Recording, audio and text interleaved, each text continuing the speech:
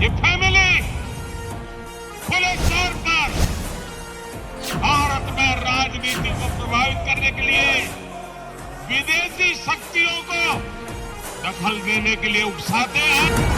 तू इधर उधर की बात न कर, ये बता कि काफिला क्यों लौटा।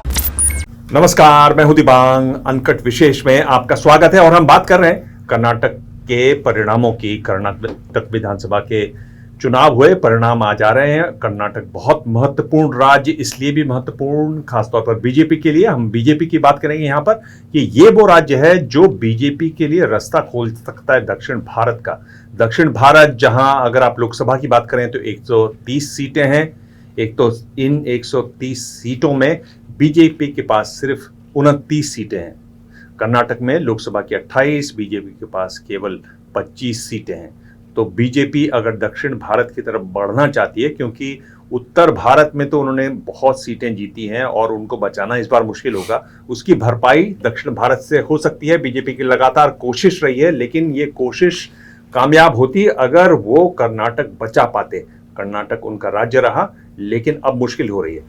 इस पर बातचीत करने के लिए मेरे साथ दो बेहद खास मेहमान, ऐसे मेहमान जिन्होंने दक्षिण भारत की राजनीति को अपनी जिंदगी भर देखा है, अब तक लगातार देख रहे हैं। श्री कृष्ण जी, आपका स्वागत है। और मेरे साथ लक्ष्मण वेंकट कुची जी। लक्ष्मण, आपका भी स्वागत है। और ये अगर हम समझें कि बीजेपी की जो हालत हुई है, शुरुआत करें बीजेपी ने जो कोशिशें की, मतलब एक बड़ी कोशिश बीजेपी की रही ओल्ड मैसूरू में। अगर आप देखें कि वो चाहते रहे कि किसी तरह से यहाँ हमारा जोर बने। टीपू सुल्तान का मामला उछाला गया, क्योंकि वहाँ ओल्ड मैसूरू में वोक्कालिगा बहुत हैं। वोक्कालिगा वहाँ से खासतौर पर आते हैं। उन्होंने दो गौड़ा लोगों को जोड़ा, कहा कि इन्होंने ही टीपू सुल्तान की हत्या की थी। पर वो मुद्दा कहाँ तक चला? और देखिए, जहाँ तक कर्नाटक का सवाल है, वहाँ तो ये मुद्दे सब इतने चलते नहीं हैं, क्योंकि इन्होंने बहुत कोशिश की है। एक तो टीपू सुल्तान के बारे में जितना अपना दम लगाएं खूब किया, इन्होंने जोर लगाई चुनाव के टाइम भी, वो ठीक नहीं चला। फिर इनकी पता नहीं क्या कहते हैं कि जिस तरह से कांग्रेस ने शुरुआत कर दिया ये बजरंग बली और बजरंग दल, और फिर इन्होंने इसको उठा के बजरंग बली का मुद्दा उठा दिया भाजपा ने, और पता नहीं कितने प्रधानमंत्री से लेके सभी इनके नेताओं ने शुरू कर दिया। और वो भी देखा हमने, ये भी नहीं चला, क्योंकि दक्षिण भारत और उत्तर भारत आप जोड़ नहीं सकते। मुद्दे अलग होते हैं, जो दक्षिण में होता है वो उत्तर में नहीं होता है। और आपको एक और विशेष महत्वपूर्ण बात यह है कि कर्नाटक और बाकी जितने दक्षिण भारत के स्टेट्स हैं, वहाँ पे हिंदी का भी बहुत बड़ा मामला है। अब ज़्यादा लोगों ने ध्यान नहीं दिया होगा, जो दही के बारे में जो उठा था, आपने देखा वो जो दही लिखना है, तो वहाँ पे दही, जब लोगों ने सुना दही तो उनको एकदम से कोई नाराज़गी हो गई। ये बात उभर के नहीं आए, मगर एक जो कहते हैं ना अंडर करंट था कि ये दही दही क्यों हमारे ऊपर थोप रहे हैं हिंदी।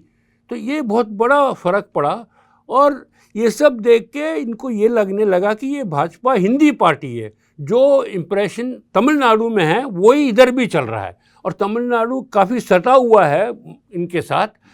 चाहे जो भी तमिलनाडु कर्नाटक बीच में कावेरी हो, चाहे कुछ भी हो, मगर जब भाषा का बात उठता है तो सब एकजुट हो जाते हैं। तो ये भी एक बहुत बड़ी विषय है। और दूसरा है ये बजरंग बली का जो इश्यू इन्होंने उठाया। देखिए, नॉर्थ पे तो चल जाएगा, उत्तर भारत में, दक्षिण में इतना नहीं चलता है, क्योंकि वहाँ तो भगवान है ही है, हिंदुज़म है। मगर आप ये देखिए, वहाँ हिंदू मुसलमान एक साथ रहते हैं, और कई मंदिरों में मुसलमान भी बहुत साल से ये फूल माला वगैरह बेचते हैं। और वो जो रिश्ता उनका बना है वो तोड़ना इतना आसान नहीं है, जो आप शायद उत्तर में हो सकता है। या भाजपा फ़ायदा उठा के वोट मांगती है। जी लक्ष्मण, देखिए ये जो बात कह रहे हैं श्री कृष्णा, आप बीजेपी को देखें तो बीजेपी ने काफ़ी लंबी कोशिश की। यानी आप मुस्लिम रिजर्वेशन की बात देखें, 4% रिजर्वेशन उनका हटाया, वो कलिगर्स को दिया, लिंगायतों को दिया। तो उन्होंने लगातार एक कोशिश की, टीपू सुल्तान को बढ़ाया चढ़ाया, फिर उनके साथ वोक्कालिगा वोट पर कब्जा करने की कोशिश की। आप भी सहमत हैं इनसे कि इस तरह के मुद्दे दक्षिण भारत में नहीं चलते। जी, क्योंकि एक तो टीपू सुल्तान को वहाँ पे काफ़ी लोग उनके गवर्नेंस के लिए जाना जाता है। उन्होंने टेक्नोलॉजिकल इनोवेशन और इवन एज गवर्नेंस, हाँ, द मॉडर्न डे बिल्कुल, गवर्नेंस बिल्कुल, जैसे बिल्कुल। कि हम जानते हैं, तो उनका नाम अच्छा है। और ये मतलब फालतू के कंट्रोवर्सीज क्रिएट करके उस तरीके का टेंशन वहाँ पब्लिक इतनी पसंद नहीं करती।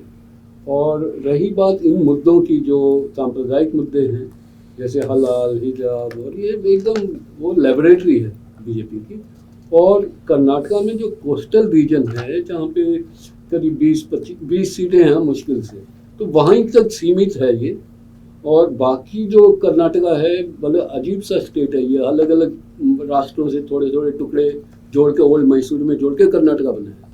तो वहाँ पे ये मुद्दे इतने चलते नहीं, मतलब वहाँ पे लोगों को इतना रास नहीं आते।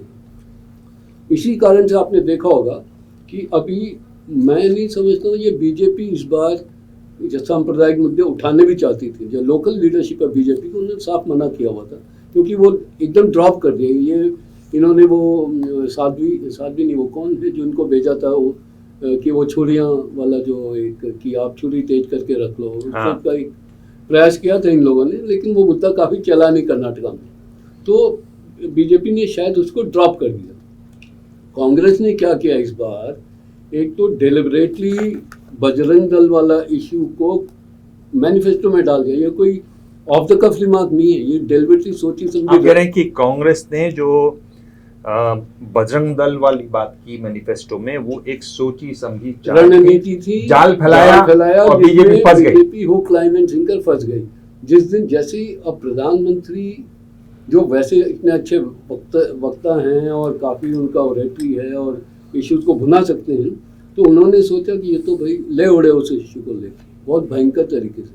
अब जब वहाँ से हो गया, फिर तो अगले दिन भजन कीर्तन होने लग गए।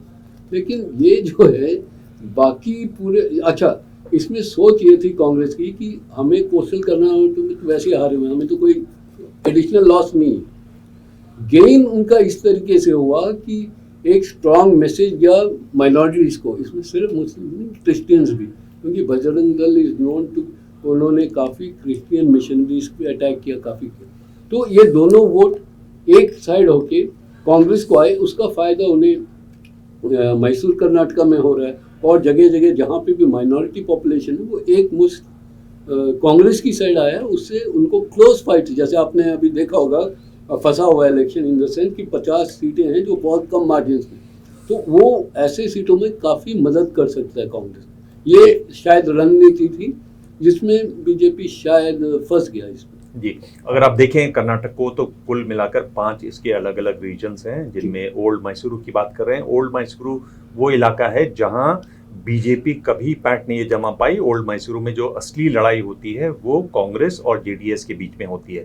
वहां जब ये हल्ला हुआ जय बजरंग बली वाला, तो जो मुस्लिम वोट है वो एक तरीके से शिफ्ट हो गया कांग्रेस की तरफ। जेडीएस जो है वो अकेली पड़ गई। और जेडीएस का अगर आप आंकड़ा देखें जो इस समय तक आया है, उसमें 4% वोट उनका कम हुआ है और कांग्रेस का वोट जो है वो 4% बढ़ा है। तो एक तो ओल्ड मैसूरू वाला क्षेत्र हो गया। एक और बहुत महत्वपूर्ण क्षेत्र है जो पहले बॉम्बे प्रेसिडेंसी होता था, यानी किट्टूर कर्नाटका, जो सटा हुआ इलाका है। वहाँ भी मुस्लिमों की संख्या बाकी जो राज्य है उससे करीब 1.5 गुना ज़्यादा है। वहाँ भी कांग्रेस का प्रदर्शन बहुत अच्छा रहा। तो ये कहा जा सकता है आंकड़ों को देखकर कि कांग्रेस बीजेपी के जाल में फंसती चली गई। टीपू सुल्तान, माफ कीजिए, और ये कहा जा सकता है कि बीजेपी जो है वो कांग्रेस के जाल में फंस गई और फंसती चली गई। उनको इसका एहसास ही नहीं हुआ उनको, बल्कि ये लगा, और जो दिल्ली में जो मीडिया है उसमें काफ़ी हल्ला उठा कि अब एक बड़ा मुद्दा मिल गया है और अब तो चुनाव कांटे का हो जाएगा और वो जीत जाएंगे, और वो ऐसा हमने देखा कि बिल्कुल नहीं हुआ। बिल्कुल नहीं। हाँ, हम लोग ये मैं यही यहाँ पे एक और बात कहना चाहता हूँ जिस तरह से बजरंग बली का जो इश्यू हुआ है, रेज हुआ है, उठा है, शायद कांग्रेस जेडीएस को भी बहुत भारी पड़ा, क्योंकि मुस्लिम वोट जो है वो पूरा भाजपा के कांग्रेस के तरफ पोलराइज हो गया, क्योंकि ये सोच हो गया मेरे ख्याल में मुसलमानों में, भाई ये कांग्रेस ही हम और क्रिश्चियनों में कि कांग्रेस ही हमें बचा सकता है। तो ये मैसेज बड़ा स्ट्रांग गया है। और कर्नाटक में ये है कि सभी जाति कर्म सब एक साथ रहते हैं जुट के, वहाँ पे इतना पोलराइजेशन नहीं हुआ जितना उत्तर भारत में हुआ, और वहाँ लोग एक साथ रहते हैं, सब कॉलोनी में आप कहीं भी चले जाइए, हिंदू मुस्लिम पर सब क्रिश्चियन परिवार सब एक साथ जुट के रहते हैं। तो इसमें बहुत फर्क पड़ा है। और वहाँ पे एक और बड़ी बात महत्वपूर्ण है, दक्षिण में आप देखिए लिटरेसी बहुत हाई है, तो ये जहाँ लिटरेसी हाई है वहाँ भाजपा को आसान नहीं होता है। जैसे केरला में देखिए आप, उनको अभी तक एक सीट नहीं मिला है असेंबली में, लोकसभा में भी नहीं मिला है, एक बार एक ही सीट मिला था, वो भी हार के बाद में असेंबली में।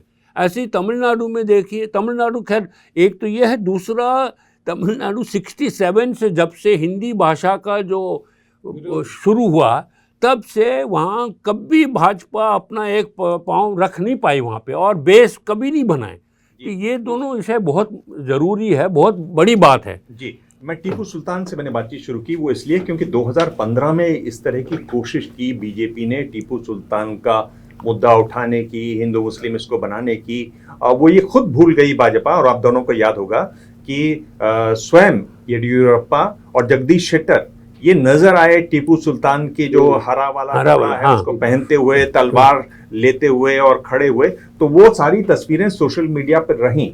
और इस कोशिश की वजह से ये भी हल्ला हुआ कि ये तो अपना भुनाने के लिए, अपने पार्टी के फायदे के लिए कुछ भी कर सकते हैं, वहां से भी इनको नुकसान हुआ। अगर आपको याद हो तो प्रधानमंत्री नरेंद्र मोदी को भी जाना था, एक उन्होंने गेट बड़ा बनाया था जिसको बाद में गिरा दिया गया। तो एक तरीके से जो ये कोशिश थी वो नाकामयाब रही। और आप सही करें कि कोस्टल एरिया में ये यही चाह रहे थे कि कोस्टल एरिया में मामला गर्म हो हिंदू मुस्लिम का, बाकी जगह न पड़े। पर आप जैसे आपने हल्ला किया बजरंग बली वाला, तो वो सब जगह फैल गया।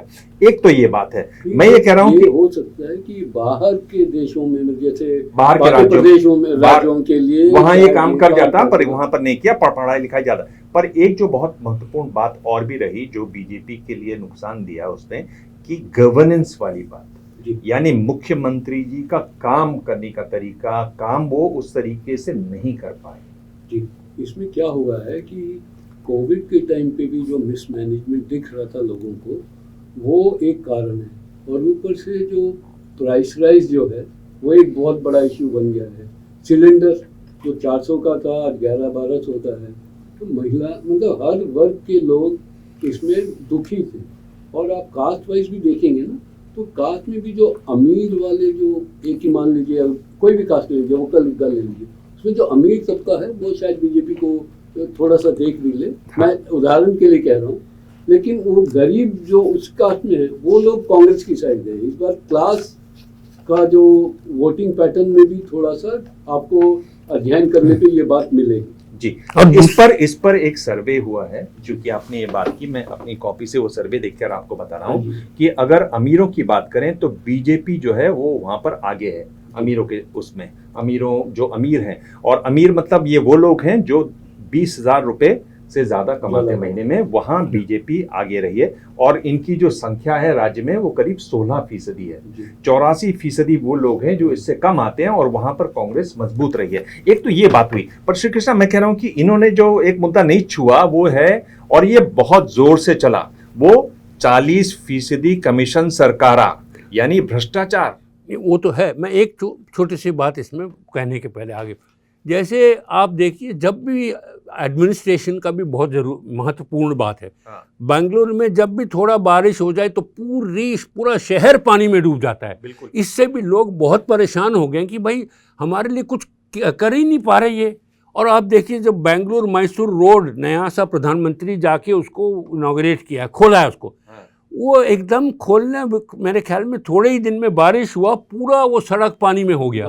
तो इंटरफेयर कर रहा हूँ यहाँ पे, इसी से मिलता जुलता एक मैं एग्जांपल देना चाहता हूँ कि अभी प्रधानमंत्री जी ने रोड शो किया, बहुत भयंकर रोड शो किया, और रोड शो करने के अगले दिन आधे घंटे के लिए बारिश आई और बाढ़ हो गया वो सब। हाँ। तो ये जो है ना, जो श्री कृष्ण जी जो बोल रहे हैं और आप जो बोल रहे हैं करप्शन वाली इशू भी, ये इधर बेंगलुरु कर्नाटका में क्या हुआ है, करप्शन जो है एकदम डायरेक्ट करप्शन। ये नहीं कि 2G जैसा कि वो करप्शन है, हुआ है, किसी ने घूस कट लिया, ऐसा नहीं है। यहाँ आप लाइसेंस बनाने जाओ या कोई भी काम करवाने जाओ, डेथ सर्टिफिकेट चाहिए या, तो इनमें जो आम आदमी जो फेस करता है करप्शन, वो थोड़ा सा ज़्यादा हो गया। और उसकी इसीलिए ये महंगाई के मुद्दे से जोड़ के, फिर अनएम्प्लॉयमेंट से जोड़ के, ये सब जब देखेंगे तो लोकल करप्शन काफ़ी बड़ा इशू बन गया। और इसको कांग्रेस ने इतना बढ़िया तरीके से, पहली बार मैंने देखा है कि कांग्रेस बीजेपी की तरह लड़ रही है, बीजेपी कांग्रेस की तरह लड़ रही है। ये बड़ी बात है। ये इतना क्रिएटिव था कैंपेन।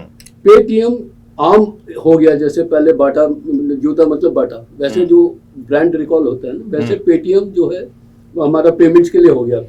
तो उसको पेसीएम बनाना, मतलब ये तो एकदम भयंकर क्रिएटिविटी दिखाया, alertness, and overall campaign was positive. जो कांग्रेस की जो गारंटीज है, गारंटी कार्ड दिया उन्होंने। ये तस्वीर आप देख सकते हैं किस तरह से पेटीएम, और बिल्कुल वैसी ही तस्वीर ये देखिए पेसीएम। तो इसी का जिक्र करें लक्ष्मण, एक जो बड़ी बात हुई करप्शन वाली, हमने देखा कि किस तरह से कॉन्ट्रैक्टर्स की जो एसोसिएशन है उन्होंने चिट्ठी लिखी प्रधानमंत्री को, और हम ये जानते हैं कि संतोष पाटिल नाम का एक कॉन्ट्रैक्टर है जिसने आत्महत्या की।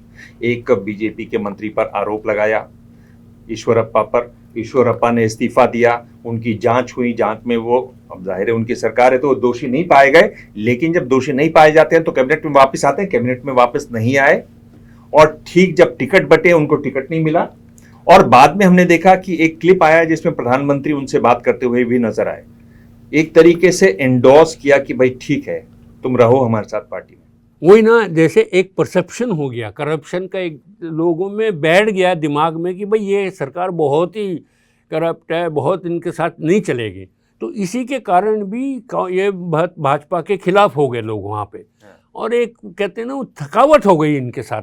अरे कुछ कहीं भी चले जाओ, कुछ भी काम करना है, नहीं करवाते, काम नहीं होता है, या पैसा दो फिर भी पता नहीं कहाँ होगा नहीं होगा। ये सब एक दिमाग में बैठ गया है लोगों के, और कांग्रेस ने इसका बहुत बड़ा फ़ायदा उठाया। और यहाँ पे एक देखा है, चाहे कुछ भी कहिए, हमारे देश के जो राजनीति है, ये हर वक्त ये होता है भाई रूलिंग पार्टी गलती पे गलती करी जाती है, और भाजपा का सरकार यही किया है शुरुआत से। पहले देखिए येदियुरप्पा को बाहर किया, फिर उसको वापस लाए, तो एक वर्ष फिर उसको निकाल दिया, अब मुंबई को ले आए। एक लोगों में दिमाग में बैठ गया यार जो हमारे साथ हैं उनको तो बाहर कर रहे हो, क्योंकि येदियुरप्पा चाहे कुछ भी कहिए उनका होल्ड था उधर, उनका एक ग्रिप था, और वो लिंगायत में बहुत बड़े लीडर थे। अब उनको तो आपने अलग कर दिया। अब ये सब जो मैसेज आप भेज रहे हैं, संकेत दे रहे हैं, तो उससे भी नाराज़ हो गए लोग। तो इसी नाराजगी, ये जो येडियुरप्पा वाला है, कुल मिलाकर आपने उनको हटाया, आपको लगा कि लिंगायत नाराज होंगे, आप एक और लिंगायत को लेकर आए, दूसरे लिंगायत शायद उतने अच्छा कम्युनिकेशन नहीं कर पाते थे। एक तो बात ये देखी हमने इस सरकार में और आज के दौर की राजनीति में कि आप काम न करें तो आपके पास कम्युनिकेशन स्किल अच्छा होना चाहिए, वो भी नहीं था उनके पास, और आप लिंगायत की जगह लिंगायत लाए। लेकिन लिंगायतों में कहीं न कहीं ये भाव रहा कि इन्होंने हमारे आदमी को निकाल दिया, कमजोर आदमी लाया। ये देखिए बीजेपी का ये असली सेल्फ गोल है, क्योंकि अगर इस वक्त, ये तो खैर अगर मगर वाली बात है, लेकिन अगर येदियुरप्पा होते तो शायद बीजेपी इतना हारता नहीं, क्योंकि उनकी एक तो लिंगायत में पैंट पकड़ अच्छी थी, और वो वैसे भी मतलब कर्नाटक में कद्दावर नेताओं में एक आते हैं। उनको जिस तरीके से इंसल्ट किया, वो रोते हुए, जिस दिन उनको इस्तीफा दिया वो रो रहे थे। तो ये बात बीजेपी वाले नहीं, कांग्रेस वाले कैंपेनिंग में बता रहे थे, वहाँ पे देखिए इन्होंने कैसा किया, तो बार बार याद भी दिला रहे थे कांग्रेस वाले। तो ये असली सेल्फ गोल है, और कांग्रेस अगर जीत जाता है, ये नतीजे इस तरीके से आते हैं जैसे रुझान है, तो कांग्रेस पार्टी को जरूर जाके थैंक यू बोलना चाहिए येदियुरप्पा को एक थैंक यू कार्ड भेजना चाहिए कि आप नहीं थे, फिर भी आपका न होना हमारे लिए बहुत फायदा हुआ। ये लगता है, ये लगता है यही। मगर एक थैंक यू कार्ड देना चाहिए मोदी जी को कि आपने इतना हल्ला किया बजरंगबली पर कि जेडीएस का नुकसान हो गया। जेडीएस से मुस्लिम हटे और हमारी तरफ आ गए, वही। कांग्रेस की तरफ लेकिन आ गए। दिबांग जी एक चीज में मतलब जो असली बात है, जो मेरे को जो लगता है, मोदी साहब ने मेहनत बहुत किया, हाँ, इशू भी किया।